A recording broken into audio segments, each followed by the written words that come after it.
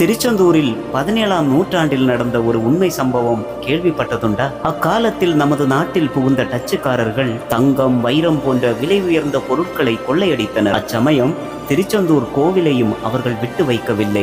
கோவிலுக்குள் புகுந்த கொள்ளையர்கள் முருகப்பெருமானின் ஆபரணங்களை மட்டும் எடுத்து செல்லாமல் கூடவே மூலவர் சிலையையும் பெயர்த்து அவற்றை கடல் வழியாக கப்பலில் கடத்த முயற்சி செய்தார்கள். சிறிது தூரம் பயணித்த அந்த கப்பல் அங்கே எழுந்த ஒரு பயங்கரமான புயலுக்குள் சிக்கி தவித்தது. உயிருக்கு பயந்த கொள்ளையர்கள் கோவிலில் களவாடிய பொருட்கள் மற்றும் மூலவர் சிலையை கடலுக்குள் போட்டுவிட்டு சென்றனர். அன்று இரவு முருகனுடைய தீவிர பக்தரான வடமலையப்ப பிள்ளை அவரின் கனவில் முருகப்பெருமான் தோன்றி, நான் கடலுக்குள் இருக்கிறேன், நான் இருக்கும் இடத்தில் எலுமிச்சம்பழம் மிதக்கும், நேராக வானத்தில் கருடன் சுற்றி கொண்டிருப்பார் என்று அடையாளம் கூறினார். மறுநாள் கடலுக்குள் தேட சென்ற பக்தர்கள் அங்கே கனவில் கூறியது போலவே எல்லா அடையாளங்களும் இருந்தன. அந்த இடத்தில் மூழ்கி தேடும்போது முருகனின் திருமேனி கிடைத்ததாக வரலாறு இருக்கிறது.